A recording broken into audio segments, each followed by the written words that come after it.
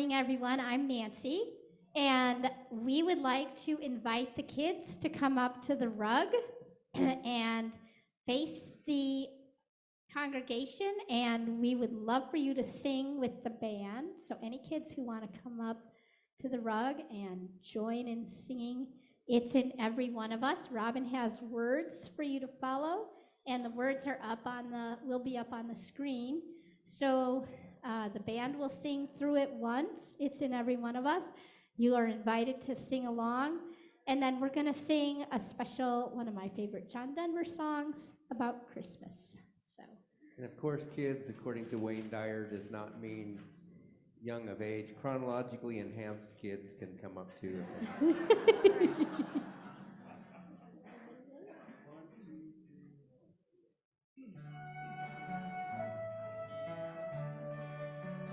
It's in every one of us to be wise. Find your heart, open up both your eyes. We can all know everything without ever knowing why. It's in every one of us by and by. Everybody join in. It's in every one of us to be wise. Find your heart, open up both your eyes. We can all know everything without ever knowing why. It's in every one of us by and by. By and by.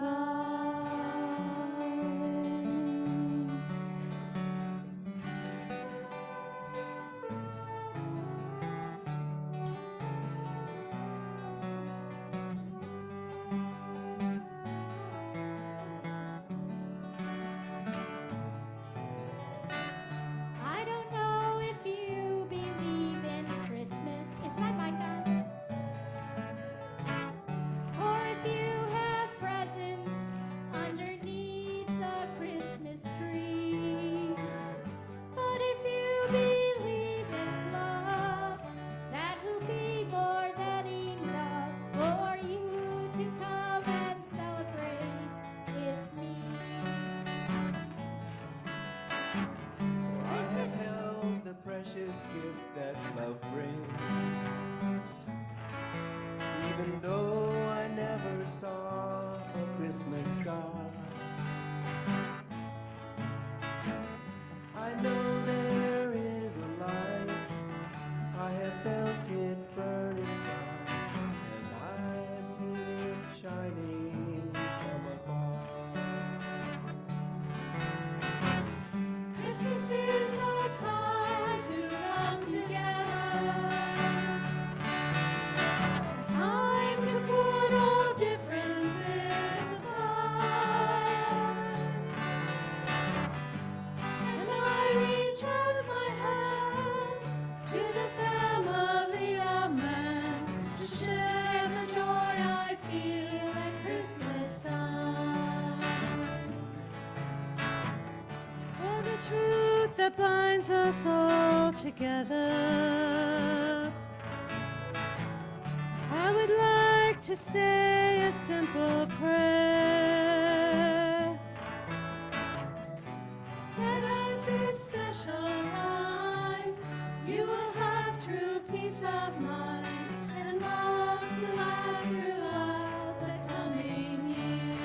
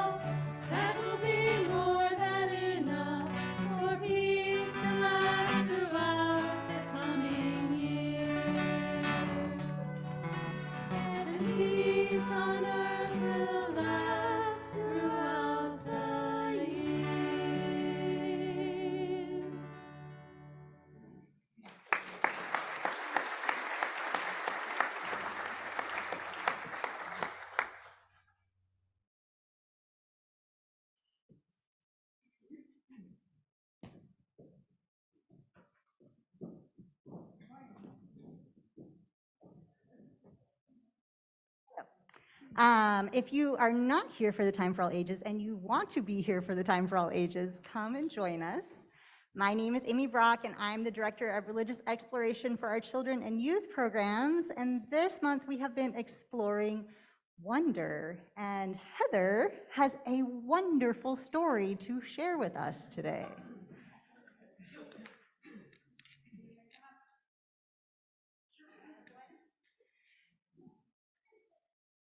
Hello. So, I have a story for you and for all of you. And as I do in most of my stories, it invites audience participation. So let's practice so that we all know what we're doing. The first thing what we're going to do is we're going to tramp through the snow like this.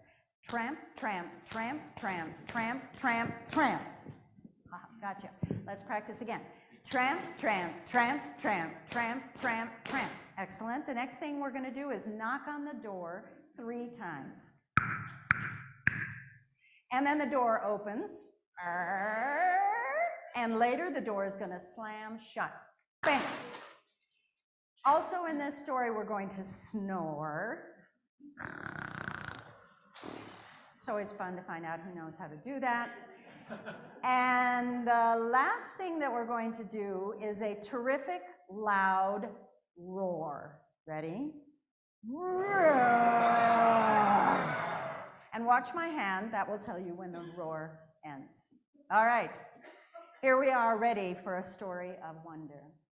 One day there was a man named Lars who was walking through the forest when he met up with a big white bear. Lars said to himself, "Oh, this bear is magnificent. He is wonderful. I'm going to take him to the king for Christmas." And so Lars set off, tramping his way through the snow. Tramp, tramp, tramp, tramp, tramp, tramp, tramp. He tramped all afternoon. Tramp, tramp, tramp, tramp, tramp, tramp, tramp. He tramped into the evening. Tramp, tramp, tramp, tramp, tramp, tramp, tramp. And then Lars said, "It's cold outside. Snow is starting to fall. What we need is a place to spend the night. It's Christmas Eve. I'm sure someone will take us in." Well, just then he saw the lights from a house not far ahead.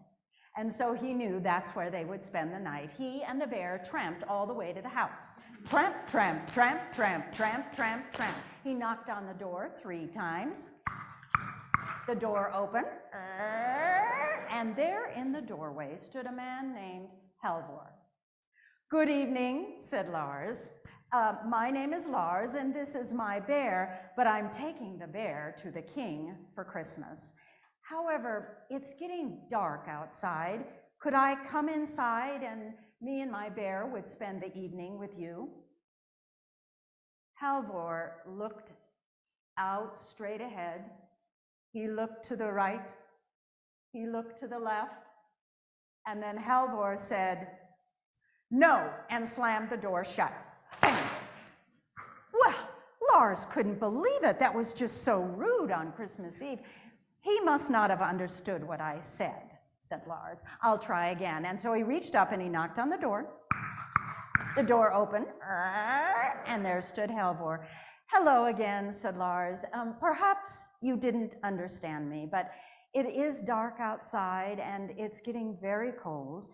We would like to come inside and spend Christmas Eve with your family, warm by the fire." Halvor looked to the right. Halvor looked to the left. Halvor looked straight ahead. And he slammed the door shut. Bam! "Well, that just cannot be," said Lars. "You don't treat people like that. I'm going to try again." And he reached up and knocked on the door. The door opened. "Wait," said Lars. "Please don't shut the door. It's cold outside, it's dark outside, and the snow is falling. We need to spend the night with you." Halvor said, "You don't understand. I would love to have you come and spend Christmas Eve with us, but it's because of the trolls." "Trolls?" said Lars. "What do you mean?" "Every Christmas Eve, trolls come down from the mountains. They come to our house, they smash things, they crash things, they bash things, they eat all our Christmas Eve feast. You don't want to be here when the trolls come. Oh, said Lars. I'll tell you what, let me and my bear come in and spend the night, and we'll worry about the trolls. So into the house went Lars and the big white bear. The bear immediately went over to the stove, curled itself around, and began to snore. Well, out on the table was a marvelous Christmas Eve feast, and the family gathered around, and here came the trolls. Down through the chimney came the trolls, up through the floorboards came the trolls, through the windows, through the doors came the trolls. Some were tall, some were small, some had long tails, and some had no tails at all. Some had one eye, some had two, and they all smelled terrible. P.U. Well, Halvor and his family immediately ran outside and hid in the woodshed because they knew what was going to happen. The trolls went to work. They smashed things, they crashed things, they bashed things, they blew bubbles in the milk with their tongue. They smeared jelly on the windows, they climbed up the curtains. And then, the smallest, meanest troll of all noticed that big white animal sleeping beside the stove. The troll decided to do something awful. He took a sausage, stuck it onto a fork, walked over to that big white animal, waved it in front of his nose and said, "Kitty, would you like a sausage?" The big white kitty opened up its mouth, and the troll snatched the sausage away.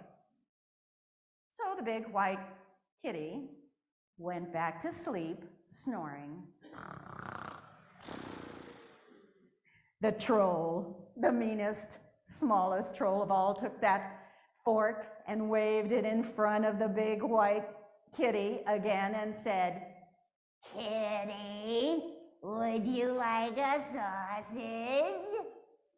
And the big white kitty opened up its mouth, and the troll snatched the sausage away.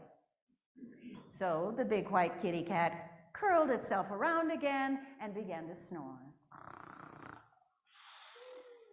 But the troll wasn't done. He took that fork again, he waved it back and forth in front of the big white kitty cat, and over he said, "Kitty, would you like a sausage? Kitty, would you like a sausage? Kitty, would you like a sausage?"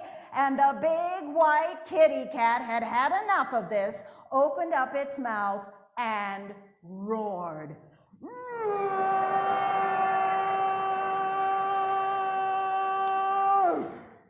Well, the trolls had never heard anything like that. Up through the chimney went the trolls, down through the floorboard went the trolls, out the window, out the doors went the trolls, until all the trolls were gone. Then Halvor and his family came back into the house, they cleaned everything up, and they had a lovely Christmas Eve feast, making sure that the big white bear had all the sausages he wanted. Now the next day, Lars and the bear left and went to the king. A year later, Halvor was outside chopping wood when all of a sudden he heard psst, psst, psst. He looked up, and there, poking its head up from behind a mound of snow, was that small, mean troll. "Halvor, do you still have that big white kitty cat sleeping beside your stove?" "A big white kitty cat? What do you..." "Oh, yes, I do. And you know what? She's had 7 kittens. And they're all bigger than their mother." "Then we'll never come to your house again," said the troll. And they never did.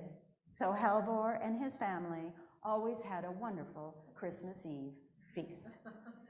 Thank you very much.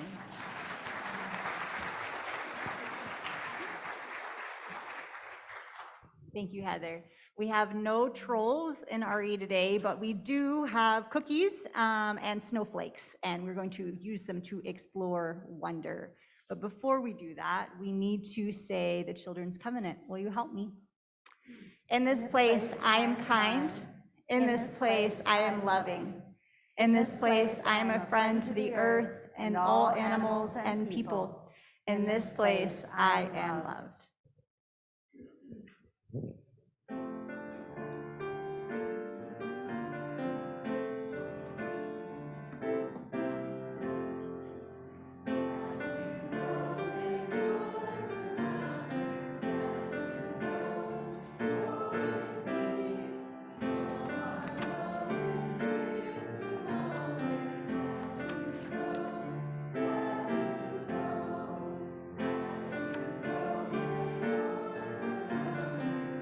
As you go in peace. Know our love is with you always as you go, as you go.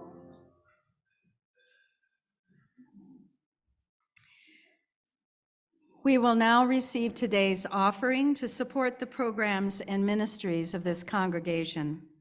Through these gifts, we strengthen the bonds of our community and nourish the possibilities of the future. If today is your first time with us, you are welcome to pass the basket. Your presence is a gift to us.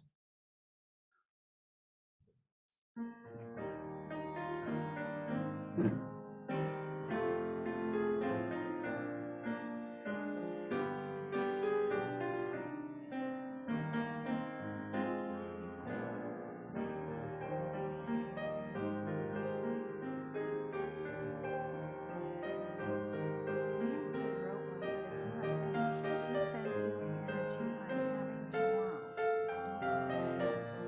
So you might just ask her.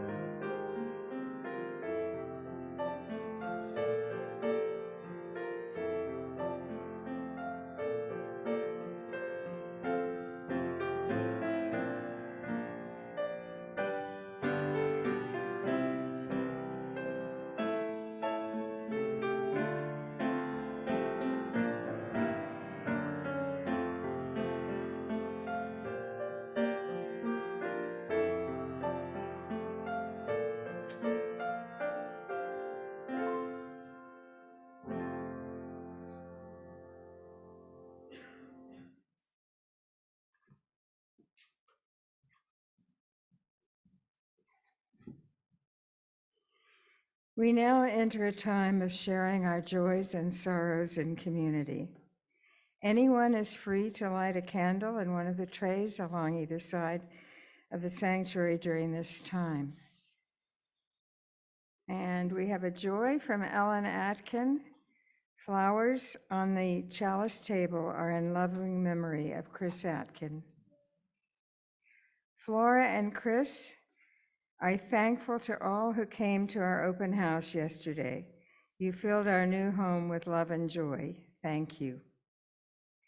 And from Heather McNeil, my joy is that my daughter, Jamie Rose, was officially sworn in as a Peace Corps volunteer on Thursday. She now lives in San Andreas Itzapa, I think I said that right, maybe, for 2 years, working with young teens. Mama Bear is so proud.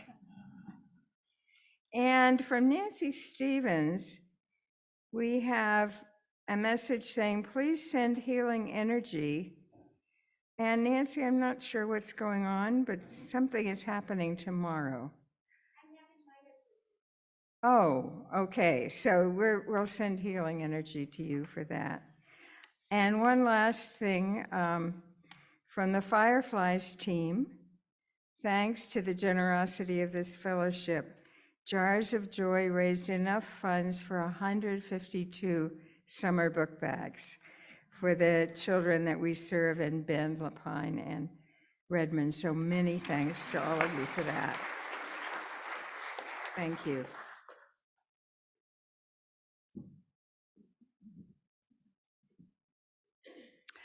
I'm going to speak a few words, followed by the bell, to invite us to a few moments of quiet meditation. Whenever I need words of wisdom, I turn to the very wise, incomparable Winnie the Pooh. Winnie the Pooh said, "Sometimes the smallest things take up the most room in your heart." Think on that.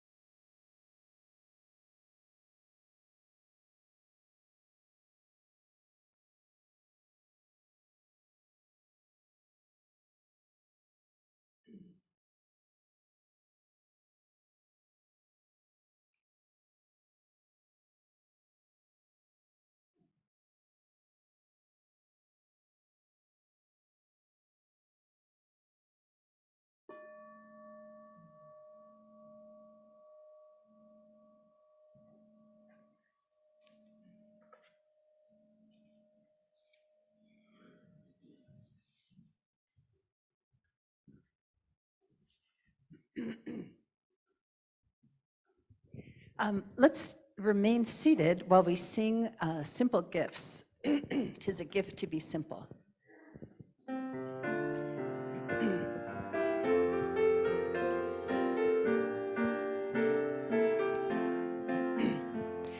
'Tis a gift to be simple, 'tis a gift to be free, 'tis a gift to come down where we ought to be. And when we find ourselves in the place just right, 'twill be in the valley of love and delight. When true simplicity is gained, to bow and to bend we shan't be ashamed. To turn will be our delight, till by turning we come round right. 'Tis a gift to be simple, 'tis a gift to be free, 'tis a gift to come down where we ought to be. And when we find ourselves in the place just right, 'twill be in the valley of love and delight. When true simplicity is gained, to bow and to bend we shan't be ashamed. To turn will be our delight, till by turning we come round right.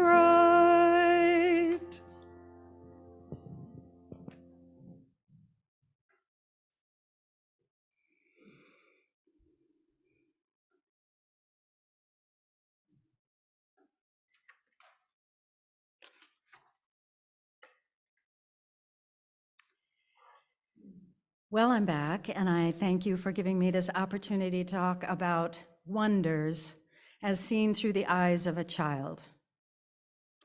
My mother, Bonnie Virginia Rowe McNeil, was filled with wonder. Until she died at the age of 94, she found wonder in every snowflake, every Puccini aria, every hug, and every ocean wave, which she called kapows. As an actress, she filled an audience with wonder, whether she was the Grand Duchess in Tavarich, or Puck in The Tempest, or Laura in The Glass Menagerie.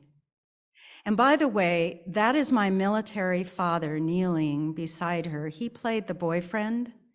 It was the only play he was ever in, and my mother said he hated every minute of it.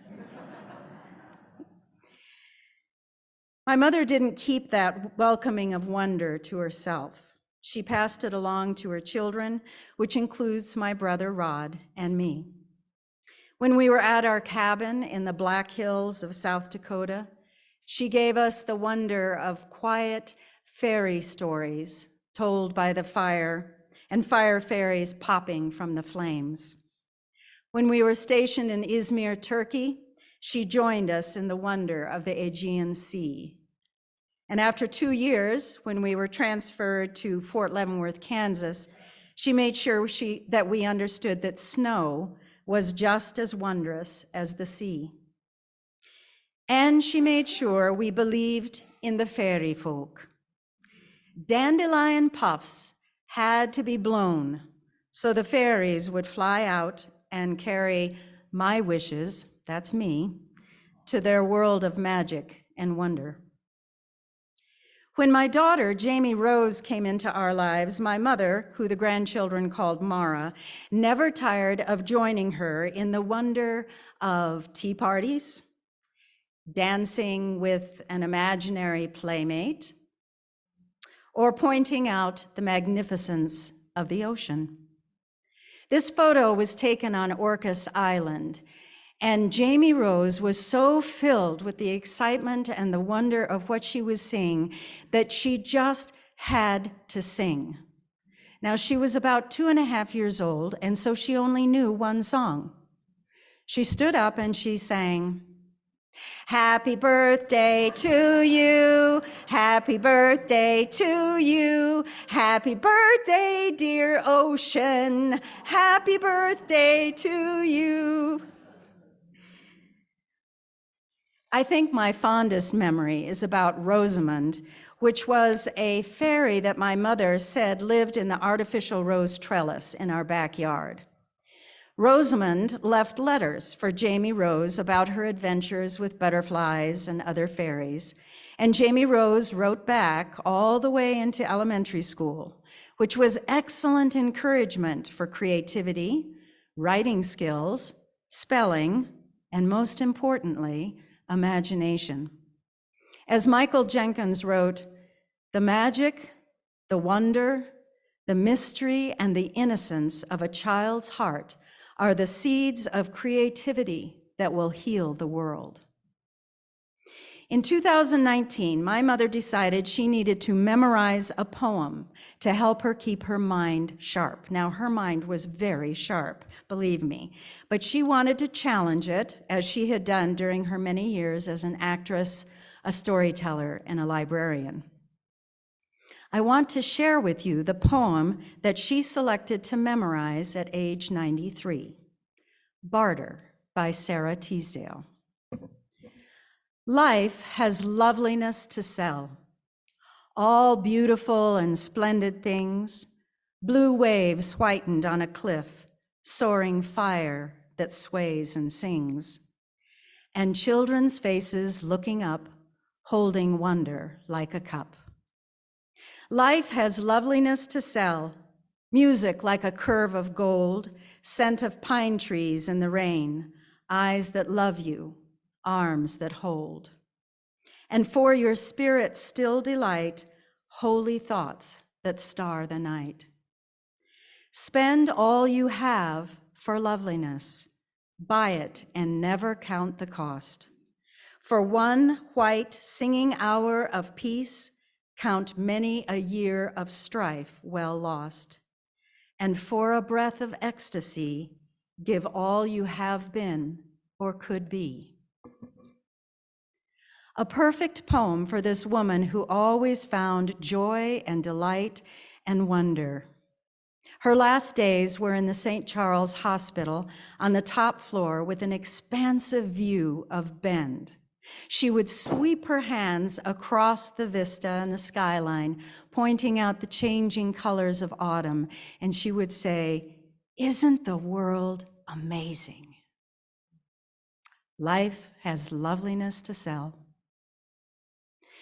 I want to focus on the lines of that poem that say, children's faces looking up, holding wonder like a cup. We certainly see much of that during the Christmas season when children scream with delight at the sight of Santa Claus, or run eagerly into the arms of a visiting grandparent, or wave at UUFCO members in the parade. It's the imagination and wonder of children that can transform a box that held Christmas decorations into a spaceship or a boat or just a fantastic hiding place. And yes, that's Jamie Rose in her Not a Box. As most of you know, I am a storyteller. So is my mother. And one of the great joys of my life was telling stories in tandem with my mother. We had a blast. And the story that we're telling there is called Little Tricker the Squirrel Meets Big Double the Bear. And if you look closely at my mother, you can get an idea that she was the bear. She was also very funny, and it was hard for me to keep a straight face. When a storyteller brings a folktale to life, invites the audience to transcend belief and immerse themselves into other worlds or times, asks them to release their imaginations, when the listeners hear the intimacy of the human voice and they know that the storyteller believes, then this is what we receive. Children's faces looking up, holding wonder like a cup. Even middle schoolers. I had an unforgettable experience telling stories to a group of middle schoolers in a Catholic private school. Now, middle schoolers are a pretty tough audience because they want to be cool, so they're looking at everybody else to see what everybody else is doing to make sure they're doing the same thing that everybody else is doing, and everybody else is looking at them, and so nobody is focusing too much on the storyteller. Now, all these middle schoolers were sitting on the floor in the gymnasium, and I had chosen a story that was about the devil and a man named Daniel. Now, the story is based on a word game, which I'm sure many of you have played, where you say a word and the next person has to remember that word and add on a word, and then you add on another word to those and you have to remember them all and so on. So they were playing this game called I Went to the Fair of Sidi Baraba and What Did I Buy? And they had to add on all these words. They had agreed that they would do 13 words. Whoever managed to do all 13 without making a mistake would win. If Daniel won, he saved his soul. If the devil won, he would take Daniel's soul. They were up to 12 words in the story, and this is what happened. The devil said, I went to the fair of Sidi Baraba, and what did I buy? A whip, a chimera, an apple pie, a cockatoo, a cow, a fez, a sail, a hippopotamus, a bee, a scepter, a staff, and a tiara. 12 words. The devil had just said 12 words. The devil never forgets anything. And now it was Daniel's turn. His life hung on the next word. I went to the fair of Sidi Baraba, and what did I buy?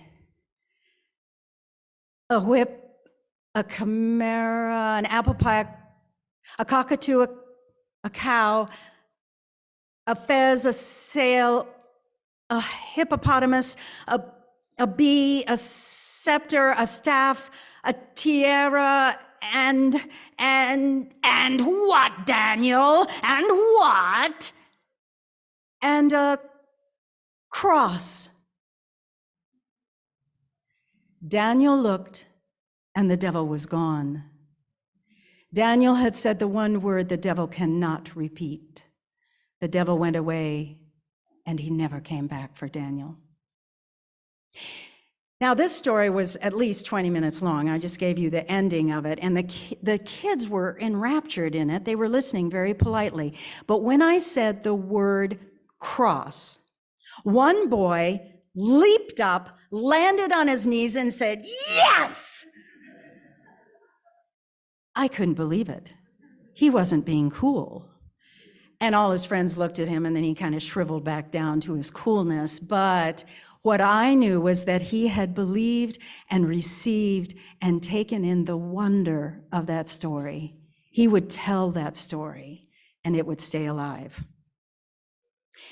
Children find wonder in such simple moments and discoveries, and their perspective can completely change the moment. I remember a friend in Colorado who had moved from Boulder to Crested Butte, which is a beautiful town in the mountains, but winters are long and very hard.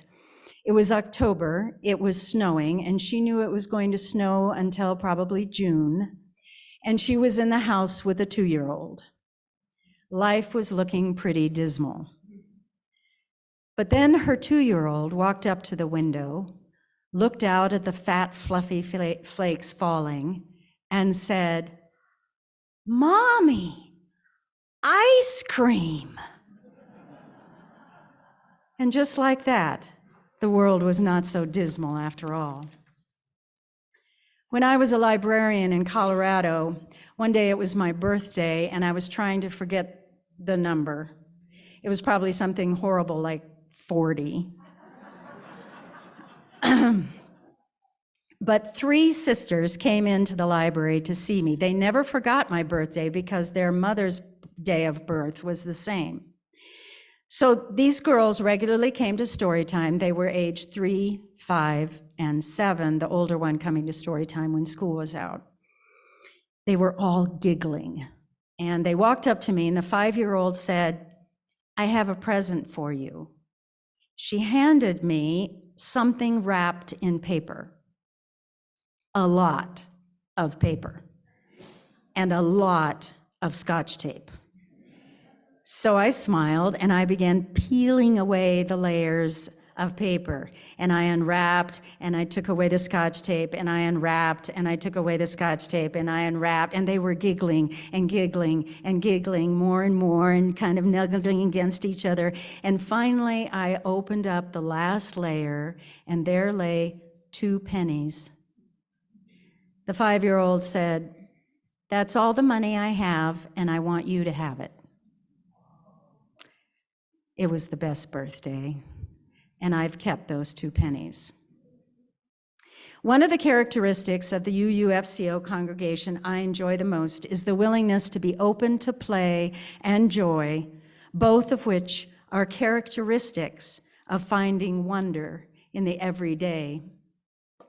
So for just a few moments, we are going to let ourselves be children without inhibitions or expectations.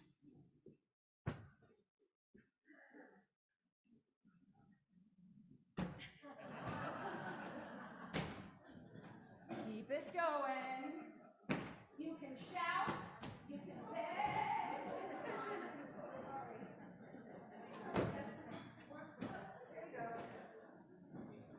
Keep it going.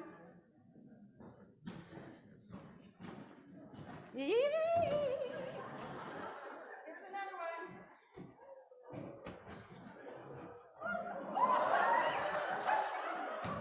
Woo! That's great.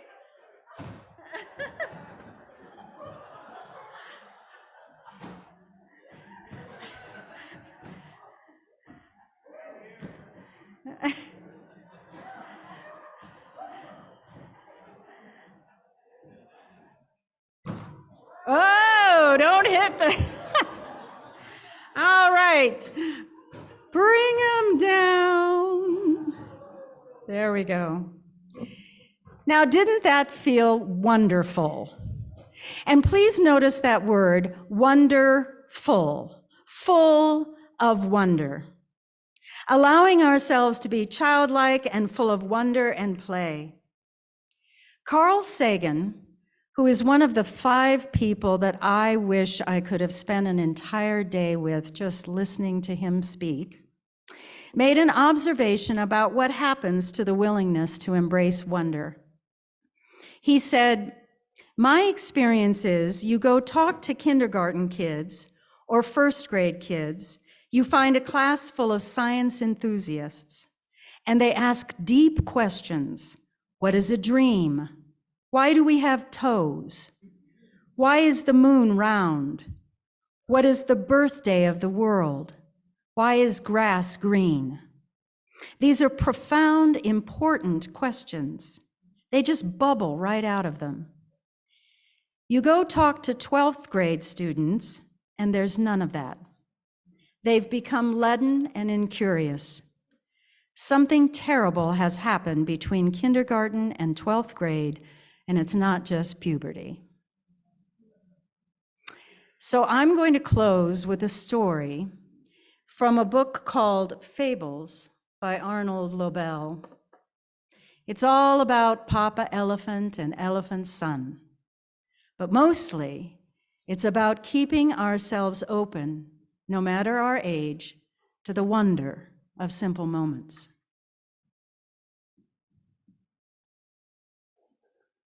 Can you hear me? Thank you.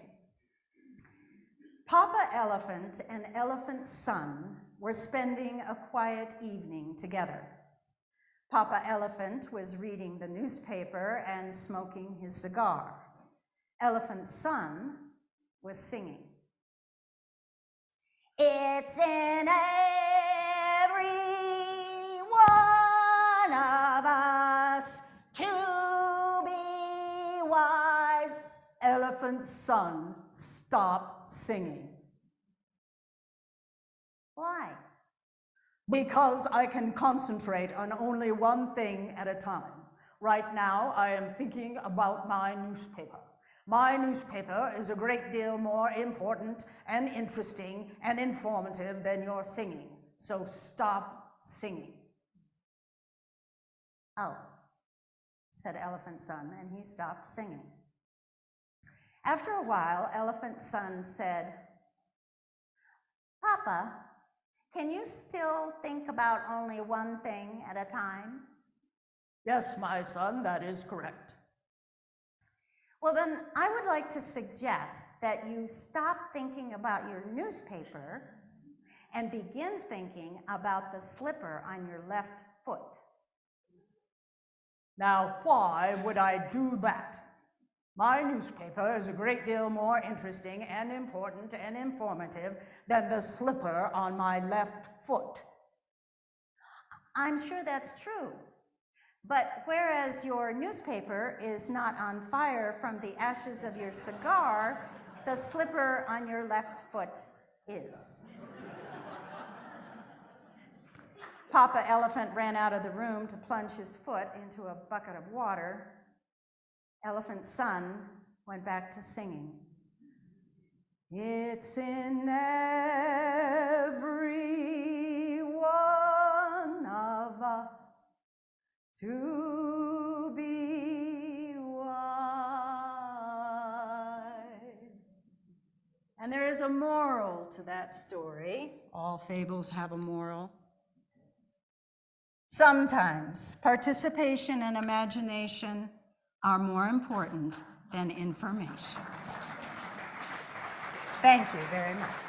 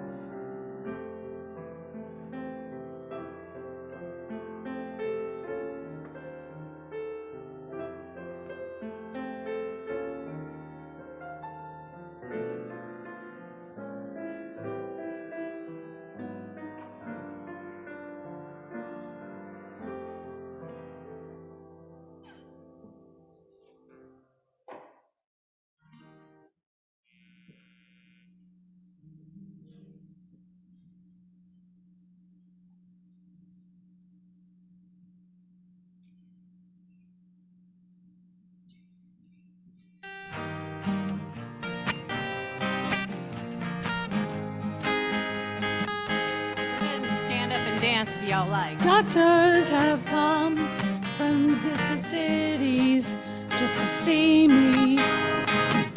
Stand over my bed, disbelieving what they're seeing. They say I must be one of the wonders, God's own creation. And as far as they see, they can offer no explanation. Newspapers ask intimate questions, want confessions. Reach into my head, steal the glory of my story. They say I must be one of the wonders, God's own creation. And as far as they see, they can offer no explanation.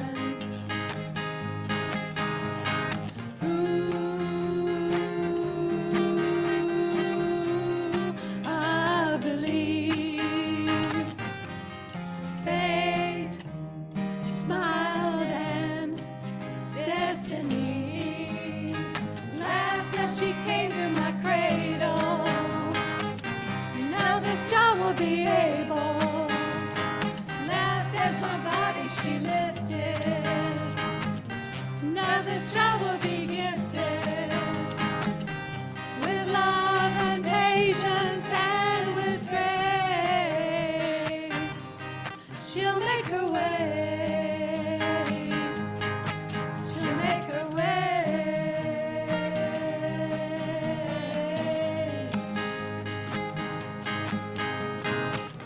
People see me. I'm a challenge to your balance. I'm over your heads. I confound you and astound you. You know I must be one of the wonders, God's own creation. And as far as you see, you can offer no explanation.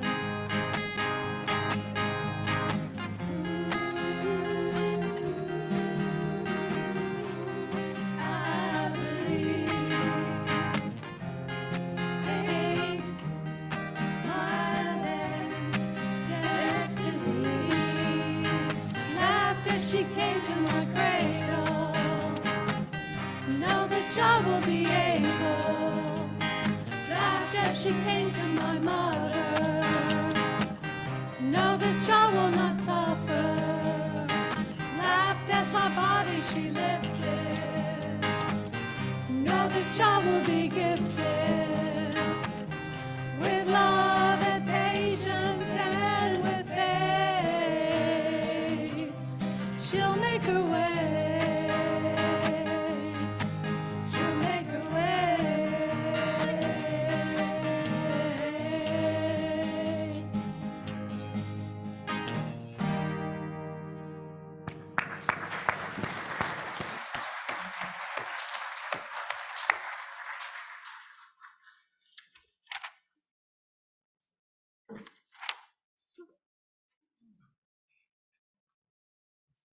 Please join me now as we say the words to our covenant while I extinguish the chalice. Is the spirit of this fellowship and service to his law. This is our covenant. To dwell together in peace, to seek the truth in love, and to help one another. My wish for you is that you find 7 million wonders and many simple joys during this holiday season. Thank you very much, and amen.